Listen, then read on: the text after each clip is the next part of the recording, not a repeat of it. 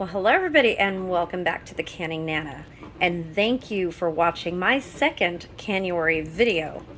So today, the day before the big giveaway on Lisa at Sutton's Days channel, you guys are going to want to go back and watch all of the Canuary videos from the first until tomorrow. Make sure that you comment on all of the videos so that you're entered to win the Presto canner that Lisa's giving away, or the $100 gift certificate if you're not in the US.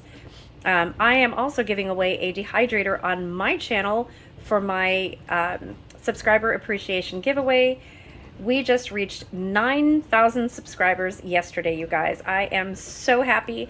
And my goal is to reach 10,000 by my birthday, February 6th. I know it's only 8 days away, but we'll see. We're gonna try. So I want to thank you again for being here and watching my video. Welcome to all of my new viewers and all of my new subscribers. I hope I inspire you to stay a while and check out all my other videos. Please subscribe if you're not already subscribed. And I do a giveaway that's called the word of the day in each of the videos. And I would like you guys all to be a part of that. All you have to do is comment the word of the day where you see a hashtag WOTD in each of my videos from December until the end of January for the next giveaway. Comment the word of the day in the comment section. Subscribe. Make sure that you're subscribed to be eligible. And like the video, and please share. Please get the word out about my videos and help me reach 10,000 subscribers. Help me reach my goal. Okay, so today we are going to make, by request, another meal in a jar. I've had a lot of people want me to show how to make more meals in a jar, like I did with the beef stew starter. I also have a video up with chicken soup and stew starter that I made a pot pie with, so go back and watch those videos. The last video for Canuary was not just beef stew. A lot of people were commenting, great beef stew. It was not just for beef stew, you guys. That was a beef soup starter. So you could make stew with it. You could make beef soup. You can make casserole. You can serve it over rice or noodles or potatoes for a meal. And you can make pot pie with it. So it's very, very versatile. This one will be versatile as well. We are going to be making pork chili verde, already done in a jar. So I want you guys to come along with me. I'm going to show you step by step how to do this. And first I went to the store and I got this amazing pork shoulder picnic roast. There's two of them here. I went to the store thinking that it was going to be $1.49 a pound, and to my surprise, it was only 99 cents a pound if you bought it in the value pack. So I did that. So we have over 17 pounds of pork for only $17. So not only am I going to make some pork chili verde, I'm also going to be canning some pork just on its own. I do have a video out canning meat, chicken and pork out already. That was up about 2 months ago. And that one was very, very popular.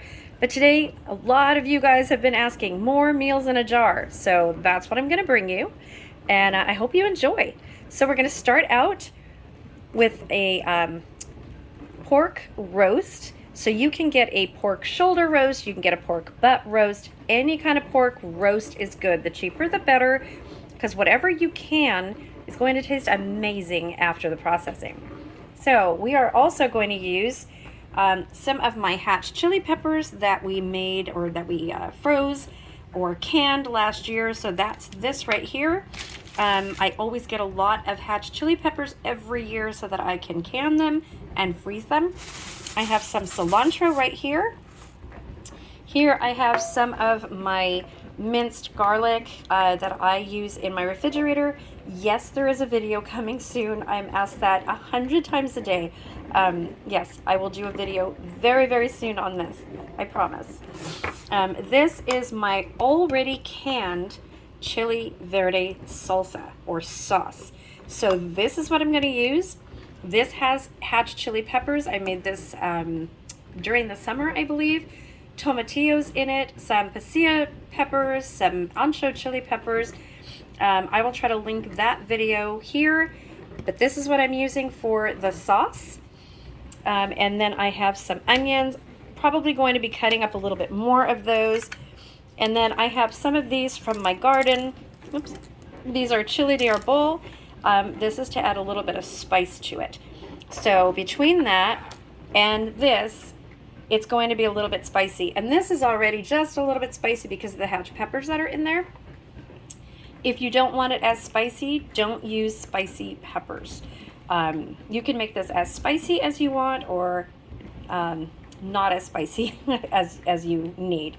If you don't want it spicy, no worries. Just do pasilla peppers, ancho, a little bit of ancho peppers, guajillo peppers, which is also in here. That's what I forgot.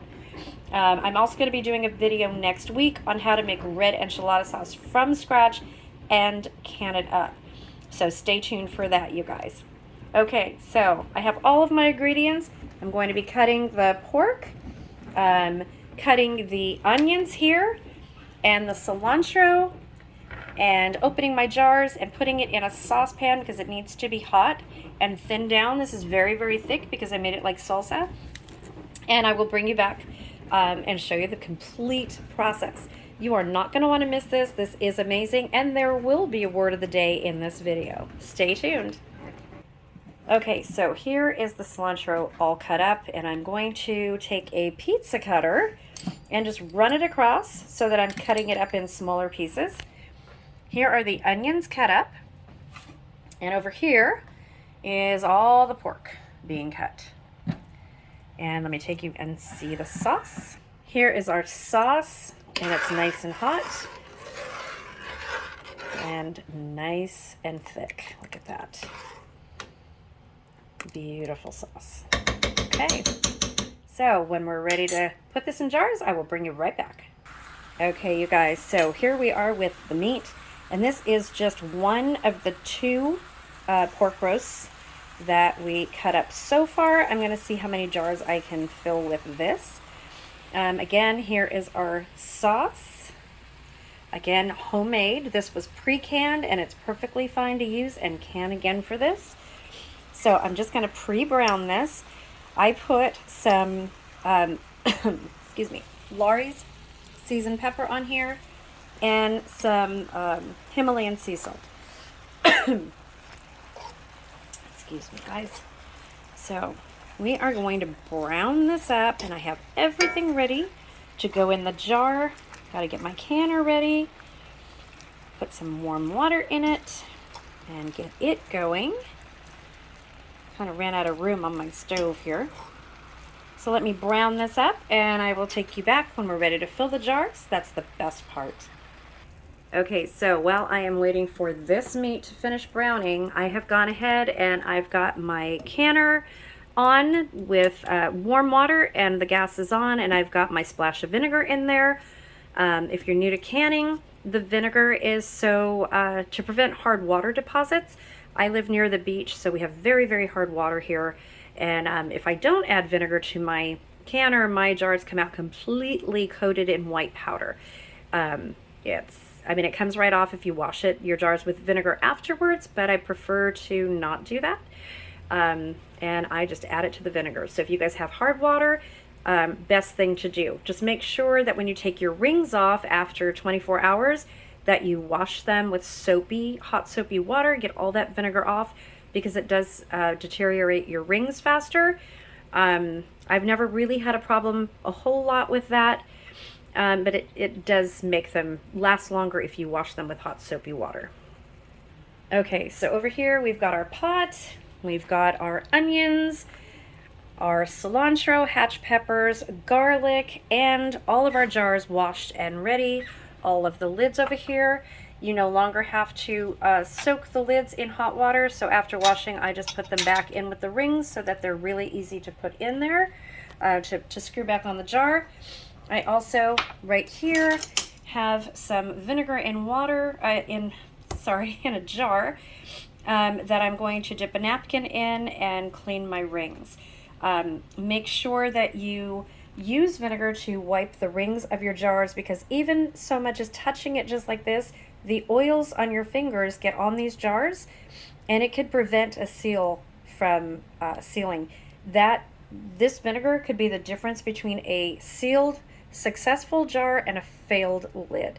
So you definitely want to do that. Okay, so I know a lot of you guys are going to ask me why I'm browning the meat. Because you can raw pack meat, absolutely, in its own juice if you're doing just meat. So what I'm doing is I'm following the USDA guidelines for soup, which calls for pre-browning. You don't have to cook them all the way through, but pre-browning helps the meat. It helps with density issues, and you should do that first. Like I always say, your kitchen, your rules, but this is what I like to do when I'm doing a mixture of sauces or soups and putting meat in it. I always pre-brown it first. I don't usually put it in raw. So that's why I'm browning the meat before you guys ask me that. Okay, so we have everything that we need right here all ready, and I'm going to show you how to fill our first jar. So I'm going to take some meat. I'm going to try to get the meat as evenly in the jars as I can. So I'm going to add that first. So these jars are pints. These are regular mouth pints, and they are going to be 1 serving jars. So we will be eating this tonight. And I am going to be using 2 of these jars. So I do have more meat. Like I said, it's only 1 of these roasts that I used. And if I need to cut up some more, if I have enough sauce left, that's what it all comes down to, then I will certainly do that. So I am going to finish doing these with the meat, and then I will bring you guys back and show you how to do the rest. Okay, so here we have 3 jars already filled with meat, and I'm going to show you what I do from here. I'm just going to take a handful of, I need my funnel. I'm going to take a handful of some onion, put that in there, some cilantro, and then I'm going to pour garlic on top of that. So I'm going to do that with all 3 of these jars. And I can add more onions if I want.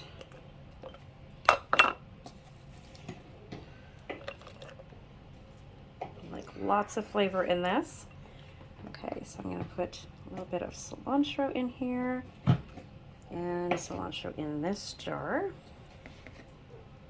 So we have those 3 jars pretty much done. And let's get some hatch chilies and some garlic. Okay, so here is my garlic. I'm going to add about a teaspoon of garlic in here. Maybe not quite that much.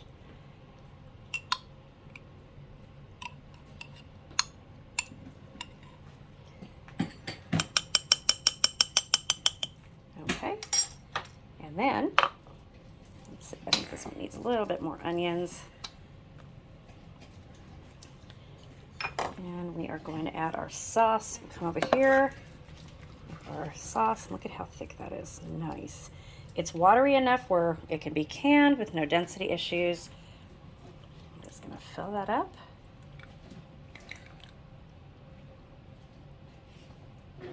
Okay.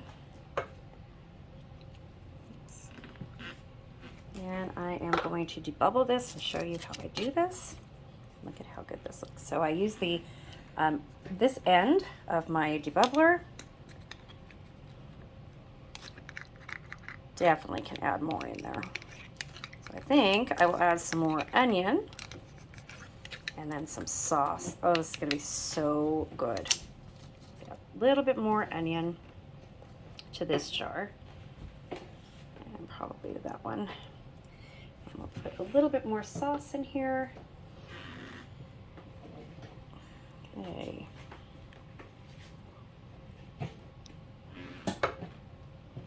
And debubble again. want to make sure that everything's on the bottom and that no cilantro is up there like that. So you want to debubble the jar. And you want 1 inch of headspace on here is good, and that is just perfect. So that's what it looks like in the jar. There you go. So that I'm going to do those 2, and then I will be back. Okay, so here are the 3 jars, and that's all I'm going to show you guys because I have all of these jars to do. You don't need to watch me do all of the jars. So here are the jars, and there you have it. So all of the ingredients went in these.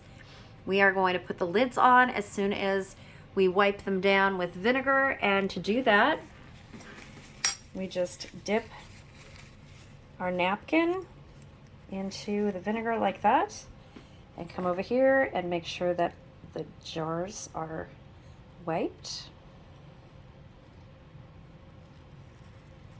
And you see that on here, you don't want to put that on another jar, so use another part of the napkin or get a clean napkin. Very, very important.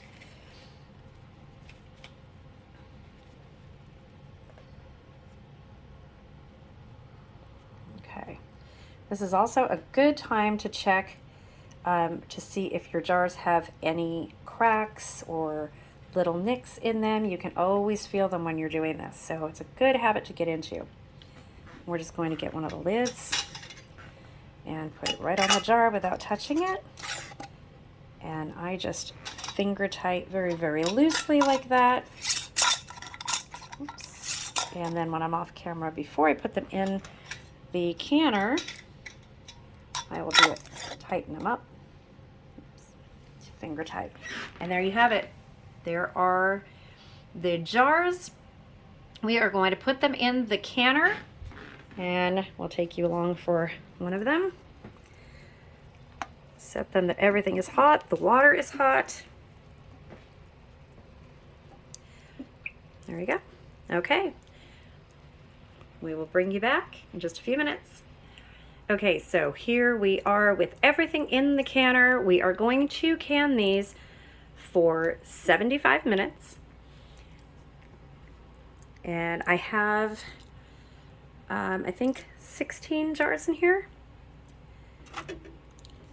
maybe 14. I will count when I take them out. It's either 14 or 16. I forget how many are in there. Not quite a full canner load. Still missing. I can fit one more jar, but I ran out of everything. Not going to make more meat. So here we go. And the word of the day today is Chile Verde. So let me know if you guys have tried this recipe before. And yes, I made it with pork, but you can make this recipe with chicken as well, and it's just as good. And if you can make your own green chili verde salsa sauce, it is even better than buying it in the store. And I do have a video. I will link that here for you guys to see. And if you have any questions, please email me at thecanningnana@gmail.com. Please like this video and share. It helps push my video out there, and I am reaching for 10,000 subscribers, you guys, by next Sunday.